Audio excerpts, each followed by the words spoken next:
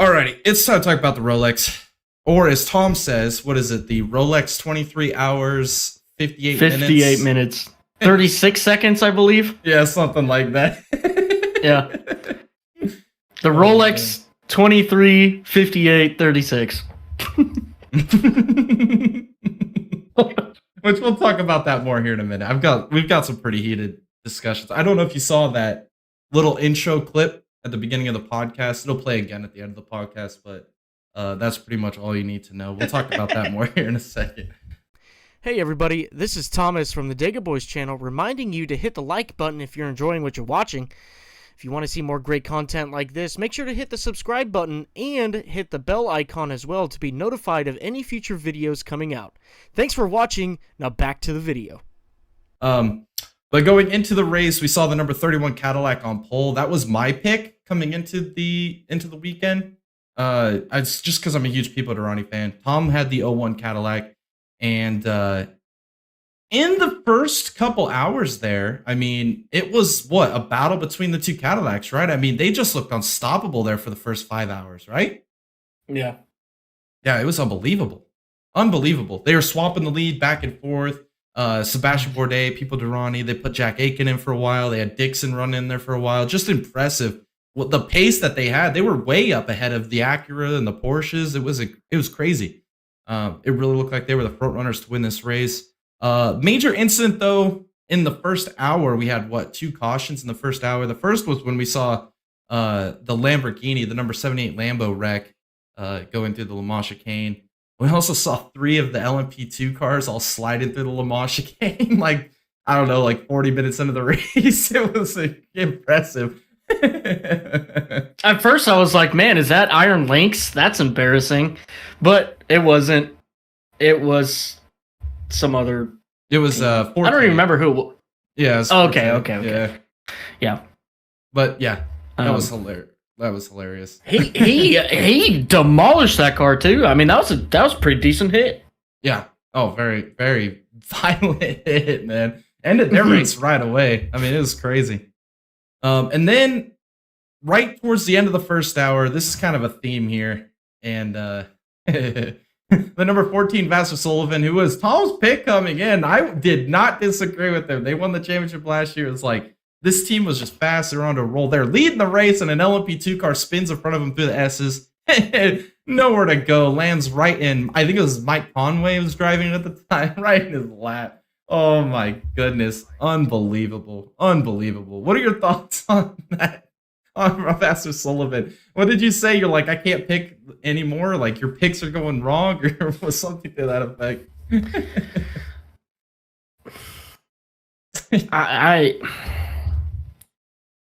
My whole Daytona 24 just derailed.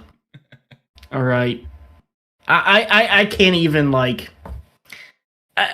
there's no words to describe my fierce disappointment in how this race turned out. I mean, I can't even. We're gonna go on to talk about it a little bit more, right? But it's just I can't. It's painful to talk about, okay? It's just painful. I was doing so good, all right? And then Mickey Mouse BS took me out of every class. Every class. Except for the Iron Dames. Yeah. I feel like that was just a pace issue, but yeah, so that ended the Vassar Sullivan's run right there. They had to go rebuild the car. They went back out, but multiple laps down. And then Justin Thomas doing Justin Thomas things. Ends up wrecking right there off of the Le Mans chicane. Ate that wall. I mean, tore it down, basically. Yeah. That was a hard lick. The biggest wreck of the night, or the whole weekend. And really, that was the last major wreck of the entire race. I mean, we got all the wrecks out of the way in the first 2 hours of this race, which was pretty crazy to think about in the long run. And then, yep, like I said, the caddies continued to battle throughout the early parts of the day. But then it was right when the sunset, you saw the Porsches kind of emerge as the favorites, particularly the number 7 Porsche with Nazar and Newgarden and Cameron. I mean, those guys were just on another level during the nighttime hours. Led pretty much all the way through the night. One team I want to talk about though, and I feel terrible because I picked them as my dark horse in LMP2. Oh my god, what a meme this team became. The Sean Creech Motorsports number 33 LMP2. What was happening? It didn't matter who was behind the wheel. Didn't matter what corner it was, what lap it was, how many laps they were down. These guys looked like absolute clowns in this race. I mean, comedy shit. So then when we get into the end of the race, which is what we live streamed for you, we'll cover the finish here. In the number 1 Paul Miller BMW, hour 21, they were running P2 at the time, only 15 seconds behind first place. Had some brake issues, ran over another car. I can't even remember who it was at the time. Came in, fixed the brake issues. Then they got the what was it? The can't remember now. Was it the tire that got stuck on the lug got stuck, or what was it exactly? I can't remember exactly now. They cross-threaded the caliper bolts. That's it. Yes. Yes, that's it. They had one job. Oh my god. I mean, when they brought it in to change the brakes, I was like, yes, it's probably necessary, but you're that close to winning the Rolex. I don't know. I just felt like maybe they should just stuck it out and just continued on with the bad. That's a hard pill to swallow, man. That is is a hard pill to swallow. Unfortunate. And that was my dark horse to win, so that kind of stinks that happened.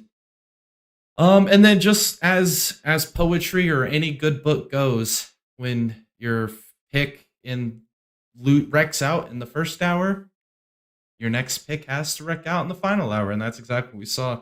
And they didn't even wreck out; the car caught on fire. And then Thompson, who qualified the car, was the former spotter that we talked about last week. He jumps out of the car with a fire extinguisher, and ultimate Chad mode puts this thing out by himself. Unbelievable! What a Chad! What an absolute Chad, man! That dude needs a raise. Yeah, big facts. Man. And then we get to the end of this race, and it's a battle. After that incident with the Vasser Sullivan 12, we had a caution late in this race, probably 20-something minutes to go in the race when we get back to green. The 7 Porsche actually beat the 31 Cadillac off of pit lane, takes the lead, and holds on to win this race. But hold up! Wait a minute! Something ain't right. As we're going... So we get the 3 minutes, a little over 3 minutes to go when they go across the line, and they're going through the S's, and then they put up a graphic, two to go. So we go from a little over 3 minutes to go to a graphic that says 2 to go, just minutes or seconds later. Then we continue the rest of the lap. They cross the line with 2 to go, and they throw the checkered. They throw the damn checkered. 2 to go. What is going on here? What is going on here, Tom? What is happening in this race? I mean, what are we doing? This is clownery at the fullest extent of the word.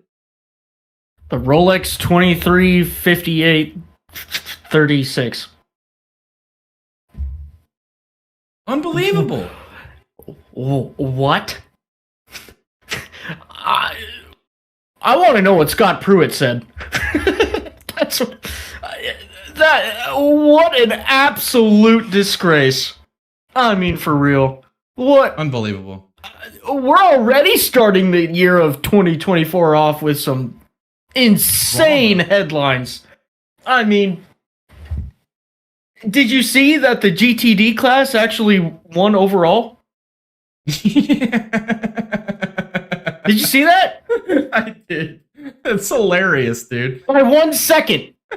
24 hours and 1 second. They finished that race in. Overall leader won the race. I don't care what nobody says. The GTD winner won overall. I agree, 100%. I mean, what buffoonery. I mean, I guess Tom started this whole Big Daddy NASCAR. Big Daddy NASCAR trying to run everything, be everybody's big daddy here, make all these big executive rules. Well, we have a new one now. BDI, Big Daddy IMSA. And now that I say that, go to our merch store now. Go check out all of our new merch. We got some Big Daddy IMSA gear in our merch store now. We also got BDI for all you new members. You do, what is it, semicolon, capital B, capital D, capital I, semicolon. You get that awesome little BDI emblem you can put in the chat at any time. Yeah. BDI. BDI, Big Daddy IMSA. Unfreaking believable. I can't believe that. I still can't believe it. I think when after the race, if you watched the watch party with us, we were in shock for like 2 minutes after the race. Even the team was in shock. That's what gets me the most, is even the team was in shock. You saw Newgarden and Cameron, they're just standing there. They don't even know the race is freaking over, man. Like, what is going on? It was like 5 minutes after the race, they finally said, oh yeah, the Penske Porsche won. And they didn't even compete for 24 hours. Unbelievable. Unbelievable. Ridiculous. Unbelievable. I can't believe painful. That. And this is my point here is we had an amazing Rolex 24. The first 2 hours were a little rough there with all the cautions and wrecks, but after we got to hour 3 to hour 23, 58, 24 was freaking amazing.